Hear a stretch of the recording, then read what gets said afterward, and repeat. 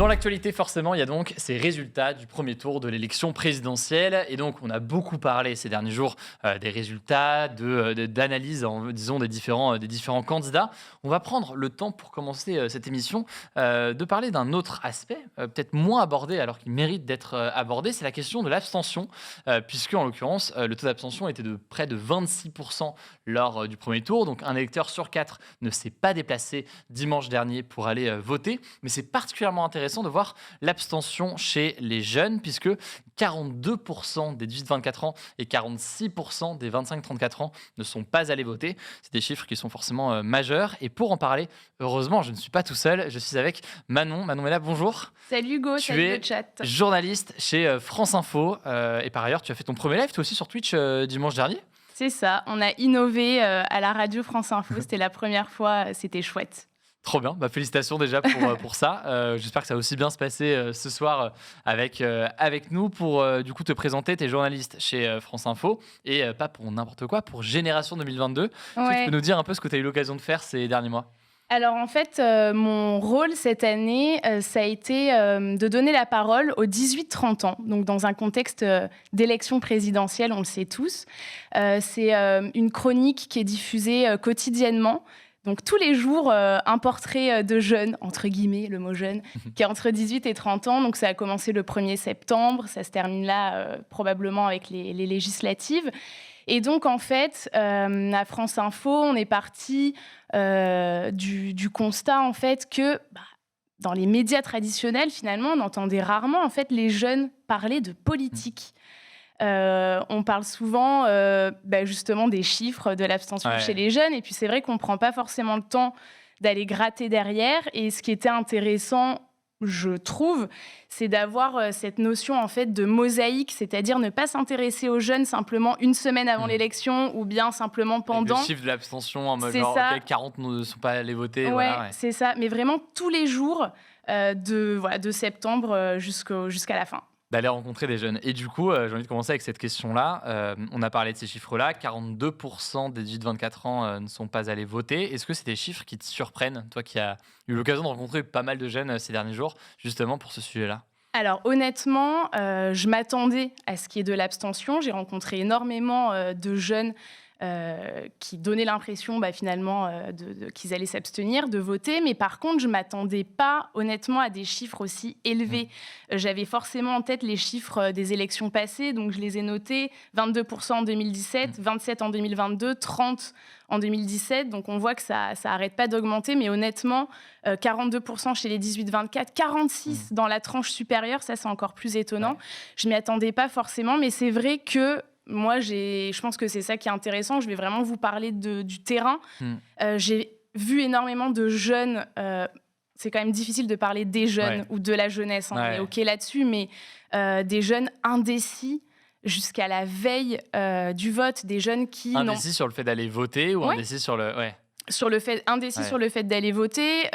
Pour celles et ceux qui tenaient au vote, indécis sur quel candidat choisir. Et des jeunes qui n'ont pas senti le fond de cette campagne présidentielle, qui n'ont pas senti les enjeux, qui ont trouvé qu'il n'y avait pas assez de débat. Et donc ça a joué. Ce que j'allais dire, c'est ceux qui ont dit qu'ils n'iraient pas voter, ou en tout cas qu'ils hésitaient à voter. C'était quoi, toi, ce que tu entendais, les raisons qui ressortaient le plus ? En fait, il y a plusieurs raisons. En général, les jeunes qui m'ont dit qu'ils n'allaient pas voter, ça reste quand même des jeunes qui viennent de milieux populaires, de milieux ouvriers, des jeunes qui ne veulent pas voter, soit parce que ils ne s'intéressent pas à la politique, ils ont l'impression que c'est quelque chose qui est très éloigné d'eux, que la politique finalement ne changera rien à leur quotidien. Donc il y a vraiment cette fracture-là. J'ai aussi rencontré des jeunes qui m'ont dit « Moi, je n'irai pas voter par rejet du système, en fait. Je n'ai pas envie de choisir. » Une abstention un peu plus motivée politiquement, on va dire. Ouais. Exactement. Une abstention presque politique, en fait. Et donc, des jeunes qui m'ont dit « Voilà, moi, je n'irai pas voter. En revanche, la politique, ça m'intéresse. J'ai des causes à défendre, j'ai des valeurs, certaines valeurs. Et donc, je vais décider de m'engager, mais je vais choisir d'autres voies, d'autres manières de le faire. Et donc là, c'est les associations, les collectifs, les réseaux sociaux, ce genre de choses, mais pas nécessairement le vote. Et je pense que c'est ça qui est marquant dans la jeunesse aujourd'hui, c'est qu'en fait, le vote n'est plus forcément quelque chose de systématique qu'on peut trouver, par exemple, chez nos parents ou même nos grands-parents qui se posaient beaucoup moins cette question-là. On comprend qu'il y a des raisons qui sont en réalité assez multiples. Ce qui est marrant, tu le disais, c'est qu'on a 42% des 18-24 ans qui ne sont pas allés voter, mais il y a 46% des 25-34 ans qui ne sont pas allés voter. Comment est-ce qu'on explique qu'il y ait un peu plus de 18-24 ans qui sont allés voter? C'est le côté première élection, c'est le côté on arrive à le savoir, ou il y a une forme de doute là-dessus? Honnêtement, moi, je ne le sais pas, mais comme je le disais tout à l'heure, ça m'a étonnée parce que quand même, parmi les jeunes que j'ai rencontrés, j'ai quand même eu l'impression que quand on arrivait dans cette tranche 24-30 ans, forcément, l'entrée dans le monde du travail, dans le milieu professionnel, nous fait tout de suite sentir beaucoup plus proche de la politique. Quand on travaille, les décisions politiques, elles ont un impact peut-être beaucoup plus visible. On gagne de l'argent, donc on sait ce que c'est le pouvoir d'achat, ce genre de choses.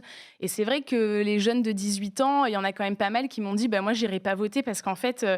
j'ai du mal à prendre cette responsabilité, je me sens trop jeune. » Donc c'est vrai que ça, c'est vraiment des chiffres qui m'étonnent et honnêtement, je l'explique pas tellement, quoi. En plus, il y a un autre truc où là, on n'a pas forcément les éléments de réponse, mais c'est aussi la montée progressive, tu le disais, au fil des élections, de cette abstention chez les jeunes. C'est-à-dire que c'est pas quelque chose qui est constant au fil du temps avec les jeunes qui votent peu, c'est progressivement de moins en moins de jeunes qui votent. Et toi, ce que tu expliques, c'est peut-être une forme de renouvellement aussi des formes d'engagement et d'autres gens, alors ça explique peut-être pas tout, mais en partie des jeunes qui disent en fait, c'est pas par là que ça passe et ça passe par d'autres formes de mobilisation. Oui, c'est ça. Il y a plein de nouvelles façons de s'engager. Il y a quand même aussi quelque chose, moi, qui m'a beaucoup marqué. Alors, je sais pas si c'est parce que je suis journaliste, mais probablement, c'est en fait le manque d'informations. Toi, du coup, t'en connais un rayon parce que c'est vraiment ton truc, mais... j'ai rencontré beaucoup de jeunes qui m'ont dit, moi, les élections, je ne sais pas quand est-ce que c'est, ils ne connaissaient pas. Avant même de parler d'ailleurs du fond du programme ou quoi, juste sur quand est-ce qu'on vote, comment est-ce qu'on vote, est-ce que je suis bien inscrit, comment je... Exactement, et en fait, ça joue un rôle fondamental. Encore hier, j'étais en Seine-et-Marne et j'ai rencontré une jeune qui m'a dit, donc de 18 ans, une primo-votante, qui m'a dit, voilà, moi je regrette, je voulais voter pour Jean-Luc Mélenchon, mais je ne l'ai pas fait parce que je ne savais pas que c'était le 10 avril.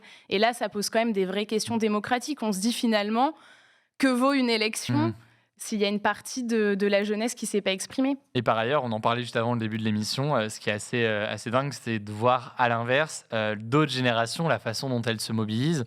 On a parlé donc de 42% d'abstention chez les 18-24 ans. À l'inverse, on a 12% d'abstention chez les 60-69 ans. Donc des boomers ou des personnes ou des seniors qui votent beaucoup plus. Ça peut aussi renforcer un sentiment d'impuissance chez certains jeunes là-dessus, quoi. Oui, c'est ça. J'ai déjà rencontré des jeunes qui m'ont dit, bon, mais de toute façon, voilà, c'est les plus âgés finalement qui votent et c'est quelque chose qui leur appartient. Et c'est vrai que les chiffres que tu donnes là, ça montre bien la fracture qu'il y a dans le rapport au vote. Avant, en fait, il y a certains chercheurs qui parlent de désaffiliation politique.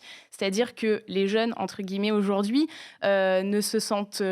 ni forcément de droite, ni forcément de gauche. Ils ne se sentent pas affiliés à un parti. Ils ont moins cette culture-là. Et donc, ils naviguent. Un jeune va très bien pouvoir voter pour la droite à une élection, puis pour la gauche à une autre, alors que les générations beaucoup plus vieilles se posaient moins ce genre de questions. Les parents votaient à droite, eux, ils votaient à droite. Et finalement, à la limite, peu importe le candidat et le programme... il y avait cette fidélité-là qui n'existe plus. Et donc, forcément, ça rend compliqué le choix qui se cristallise, en fait, de plus en plus tard. Dans le cas du second tour, est-ce que tu as l'impression qu'il pourrait y avoir un sursaut de mobilisation? Parce qu'en général, l'abstention est souvent plus élevée au premier tour qu'au second tour.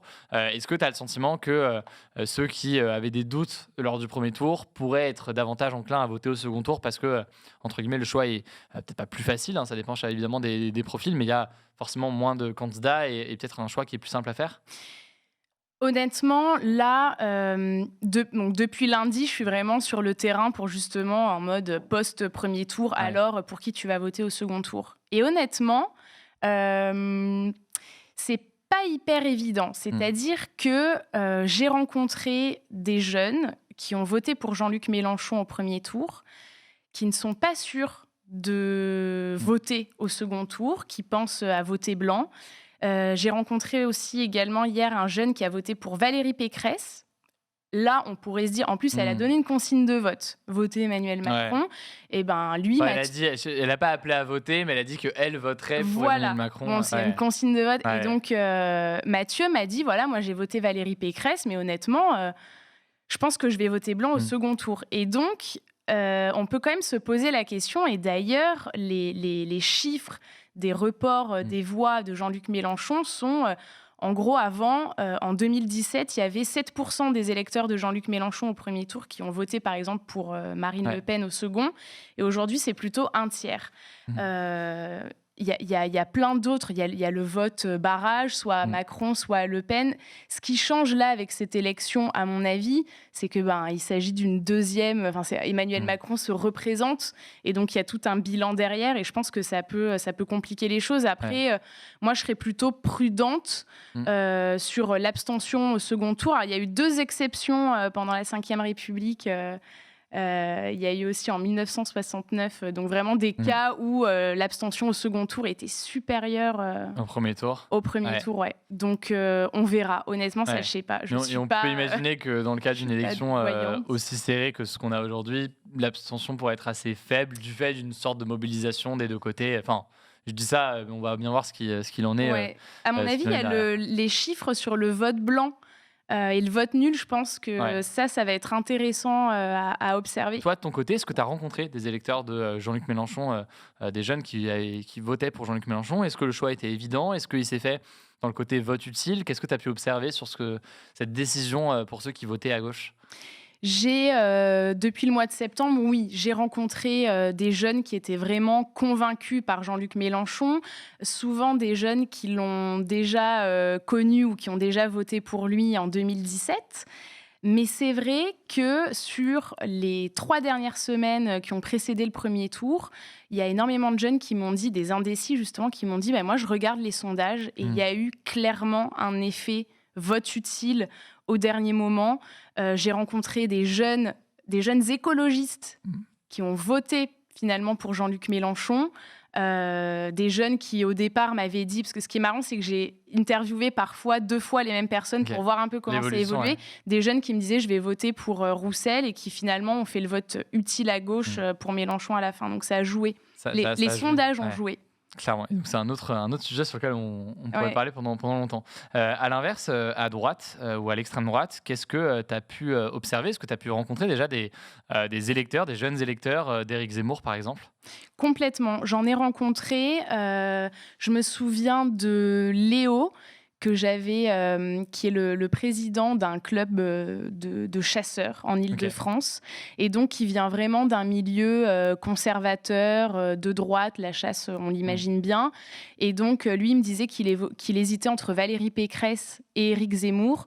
Donc, il reflétait bien cet électorat qu'Éric Zemmour est allé chercher, c'est-à-dire pas une droite ouvrière, milieu populaire, mais vraiment la droite plutôt côté les Républicains, quoi. Et lui n'a pas eu de la même façon cette réflexion sur le vote utile à l'extrême droite, de se dire en fait Éric Zemmour il a pas peu de chances de gagner parce que dans les derniers jours il est bas dans les sondages, donc je vais me tourner vers Marine Le Pen. Il n'a pas eu cette réflexion-là? Pas du tout. Et c'est ça qui est intéressant. J'ai aussi rencontré des jeunes qui votent pour le Rassemblement national. Donc là, c'est vraiment le milieu ouvrier, classe populaire. Ouais. Ok. Et ça, dans les motivations qui reviennent chez les jeunes qui votent pour le Rassemblement national, je vais y arriver. Qu'est-ce qui ressort? Quels sont les éléments majeurs? Alors, pour le Rassemblement national, c'est ce que j'ai vraiment remarqué, c'est un vote anti-système, un vote anti-Macron aussi, et cette musique qui revient souvent de « on n'a jamais essayé ». Donc on va essayer, on va voir peut-être elle tiendra ses promesses. Ça, c'est quelque chose qui revient énormément. Et pour Éric Zemmour, c'est vraiment... pour Éric Zemmour, il y avait ce côté-là. Lui, il a jamais... finalement, c'est pas un homme politique. Il a jamais fait de la politique. Donc, il est un peu... c'est ça. Il est un peu vierge et donc peut-être plus on peut plus lui faire confiance que les autres, quoi. Parce qu'il ne vient pas forcément, enfin, il n'a pas été élu, etc. etc. Ouais. Une dernière question que je voulais te poser, c'est concernant les thématiques et plus généralement la façon dont la campagne présidentielle s'est déroulée ces derniers mois. Comment est-ce qu'ils jugent la façon dont la campagne présidentielle se déroule, le traitement médiatique aussi qui en est fait? Quel regard est-ce qu'ils portent sur tout ça?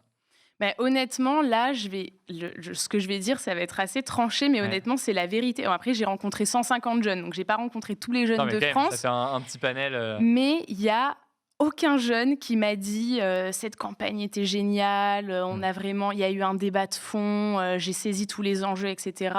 Ils m'ont tous dit, mais en fait, cette campagne, elle a été inexistante. Alors, à tort ou à raison, il y a eu des événements, il y a eu la crise du Covid qui a perturbé un petit peu tout le monde, il y a eu la guerre en Ukraine, et donc forcément, l'actualité a fait que la campagne présidentielle est arrivée un petit peu derrière tout ça. Et donc, forcément, la cristallisation du vote s'est fait un peu au dernier moment, avant le premier tour. Donc, ouais, l'actualité a vraiment joué un rôle là-dedans. Ouais. Dans le truc, et visiblement, dites-moi dans les commentaires comment est-ce que vous avez vu, dans le chat, pardon, comment est-ce que vous avez vécu la campagne, mais ça a pu jouer aussi, d'ailleurs, y compris sur l'intérêt pour l'élection, d'avoir plein d'autres sujets. Et c'est un sujet d'ailleurs qui était, là on parle des jeunes, mais on l'a vu, qui était beaucoup plus large et qui concernait en fait un peu toutes les classes d'âge en soi, quoi. Et en tout cas, merci beaucoup d'avoir été présente, c'était super intéressant. Juste, si on veut te suivre, tu as ton compte Twitter, je sais pas si on va pouvoir l'afficher à l'écran. Voilà, c'est ça, parfait. Manon Mella. Parfait, où tu parles d'actualité, j'imagine, assez souvent. Et puis sinon, du coup, Génération 2022, comment est-ce qu'on fait pour retrouver ça? Est-ce que c'est le lien qui est en bio qu'on voit? Bien sûr. Alors, Génération 2022, en gros, c'est tous les jours à la radio, ça passe 3 fois par jour. Après, ça part sur les applications de podcast. Il y a aussi un article à chaque fois qui est publié sur le site. Et on fait aussi des vidéos sur Instagram. Donc, c'est un peu partout. Très cool. Sur l'Insta de France Info, sur l'Insta de France Info. N'hésitez pas à suivre Manon et puis à suivre du coup les différentes chroniques.